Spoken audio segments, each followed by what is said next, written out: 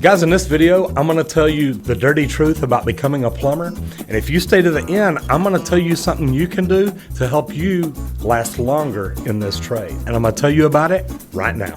I'm Roger Wakefield, lead AP, the expert plumber. I've been plumbing over 38 years, and I have every master endorsement in the state of Texas. On this channel, I'm teaching you everything you need to know about plumbing. If you haven't been here before, please subscribe so you don't miss anything. Okay, plumbing is an easy career to get into. A friend of mine in high school told me about his dad and his three brothers that were plumbers. Actually talked to his brother, went to the company that he worked for and got hired and literally started the next week. With people looking for young men and women to get into the trades these days, it's about that easy to get a job now. You can literally go to a service plumbing company or a new construction company and get a job as a plumber. And guys, I keep saying plumber, but if you want to be a plumber, an electrician, an HVAC technician, a carpenter, a roofer, a glazer, there's a lot of different trades, and we are all looking for people to get into the trade to learn this business in order to grow and do what we do. What you need to do is first decide, do you want to get in the service industry, or do you want to get in the new construction side? And the reason that I say that, the service side of plumbing, you're going to go to work for companies where you drive around to different jobs and you fix things. So I always ask people, do you like to fix things or do you want to build things? Because that's going to decide whether you want to get into service or whether you want to get into new construction. Now, what I recommend is if you're getting into service, get in at a larger company. Get in at a company that can afford to do training. If you get in at a company that actually has a good training program, it's going to help you advance and learn more as you grow in your career. And that's what's going to make you a better plumber at the end. But also, if you want to get into the new construction end, look for a larger company. Look for a company that's building the big high-rises, the biggest projects in town.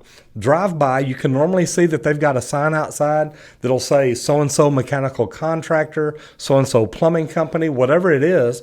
And those of y'all that don't know, a mechanical contractor does plumbing, electrical, and HVAC. So that's a good thing to get into.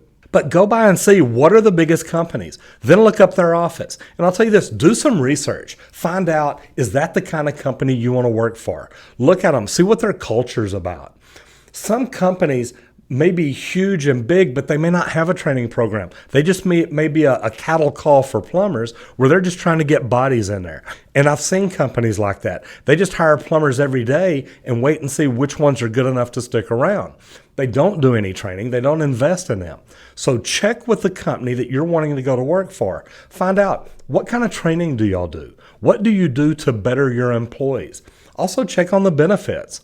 One thing that I tell people all the time is check and find out, do you want to be a union company or do you want to be non-union? And the reason that I ask that, union has a great training program. Their benefits may be a little bit different. What I like, I'm a union plumbing contractor. I supply insurance for my guys and I pay for their pension plan. Some bigger companies that maybe aren't union may not have a pension plan, and they may have insurance, but it may not be provided by them. But maybe they pay holidays. Maybe they do things like that. So look at the pros and cons as to what you want. At the end of the day, this is all about you. What is going to make you a better future? What is going to make you be the person that you want to be when you grow up? I love the fact that I'm a plumber. And it's really funny because I tell people all the time that I'm a plumber. And I own a company now, so I'm not out in the field every day doing plumbing. But at the end of the day, I love this trade. One other good thing, no college tuition. Okay? When you join a union company, you go through a training program in the evening, but there is no college tuition to pay back. Union plumber here in my area starts out at about $16 an hour right now. In 5 years, when they turn out, they're going to be making over $70,000 a year. That's not bad. And like I said, no college tuition. Non-union is a little bit different. You may not go to school at night. And if you're one of those people, you're like, look, I don't want to go to school. I don't want to have to learn this. You're going to learn a different way. You're just going to learn through the school of hard knocks. I recommend the union or a bigger company that puts their guys through an apprentice training program. All of them aren't union. Open Shop actually has some good training programs. PHCC, CEF. There's a lot of different places around to where you can get a good training program.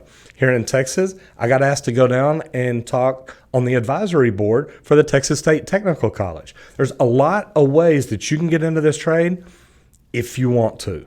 But I tell you what, don't wait. Get into the trade now, learn what you can, and start working on your career. Now for the bad things.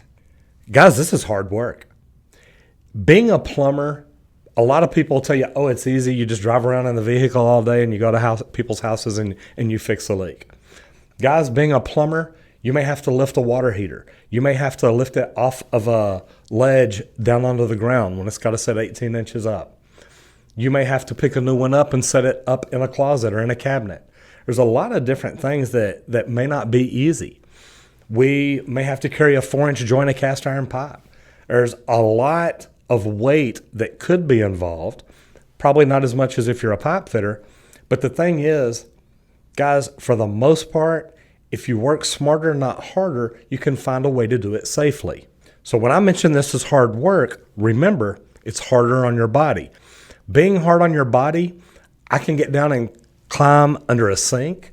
I can crawl around under pier and beam houses. There's a lot of different things that you may have to do, which brings me to another thing. Can you get down and climb around under a house, or does that scare you? Being up on a roof, does that scare you? There's a lot of different things to look at, but these are things that you're going to have to decide before you get into this trade. I was on a big job in Dallas one time and had an apprentice. Sent the apprentice up to the roof. At the time, I call the roof, it was really like the 5th floor of an 8-story building, and he went up there to lay out sleeves. I got a call, and this was a new apprentice. I got a call from safety saying that I needed to get up there quick. This guy had climbed up on the floor, walked about 15 feet, looked around and saw how high he was off the ground, and it scared him. This guy literally froze and would not move. I had to go up there and help him and talk him down to get him on the ladder and get him back off there. Guys, if you have a fear of heights or you have a fear of spiders or bugs or things like that, plumbing may not be right for you. But this is a decision that only you can make. People think plumbers are stupid. I love that. That means they've underestimated me already. To be in this trade, you've actually got to be smart. You have to think ahead. You have to be smart enough to read blueprints in order to build jobs, or you've got to be smart enough to analyze problems. If I go on a job and there's a leak under the slab somewhere, I have to know what steps and procedures to go through in order to find that. Don't get me wrong, I've got to have the right equipment, but I've also got to understand there are certain steps and procedures. You can't just go to where water's coming up out of the floor and say this is where the leak is. Now, it may be, but if I don't go through the right steps and procedures, I'm liable to make a hole in somebody's floor in the wrong spot. Or worse than that, I tunnel in under their house to get to that spot just to find out that's not where it's at. In everything we do, there's certain steps and procedures. If you go out to somebody's water heater and it's not working, there's steps and procedures you have to go through to find out what part is wrong, what the problem is. And those are the things that you have to learn. One big tip that I'll tell you about that, start learning from the very beginning. In one of my videos, I've got a link to the UPC study guide. Guys, I recommend that. It doesn't matter where you're at or actually even what code you work under, because the UPC and IPC are relatively close and are getting closer every day. But the UPC has a great study guide. And if you watch the video where I teach you how to study out of it, you will get so far ahead in your career so much faster. Most plumbers just learn, or most apprentices just learn from the plumbers they work with.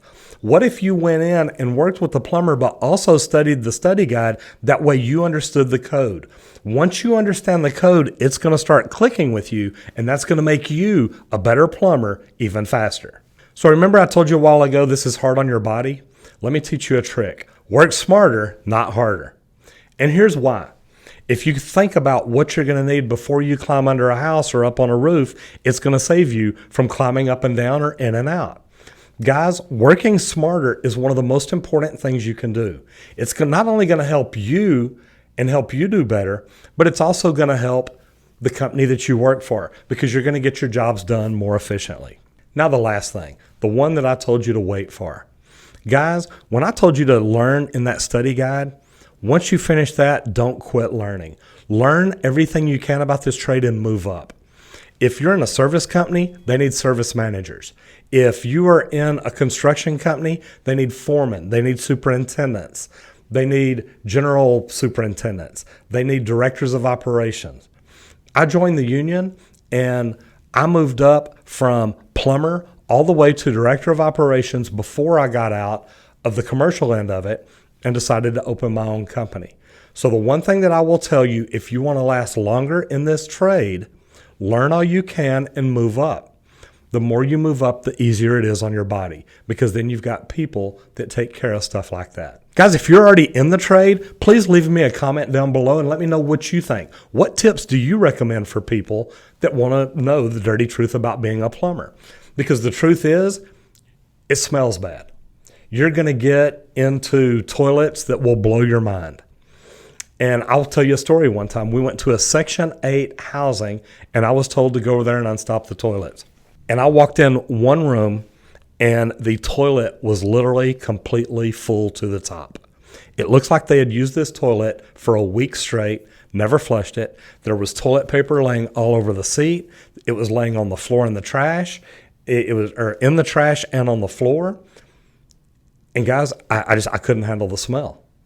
And this was when I was younger and first started out. And I literally called my company and said, look, you got to get somebody else out here. And I feel bad about that because I was hired to do a job. And I should have done that job. But not being mentally prepared, not ever imagining anything that bad. But guys, that's the dirty truth. You're going to climb under a house and there's going to be a broken sewer line and there's going to be raw sewage under the house. And you're going to have to find a way to get over there and make that repair. Guys, that is part of the dirty truth about plumbing. If you're in the trade and you've ran into some of these problems, please leave a comment down below. If you like this video, please give us a thumbs up and check out some of the other videos that we've done here. Hope you enjoyed the video and we'll see you on the next one if you don't get flushed.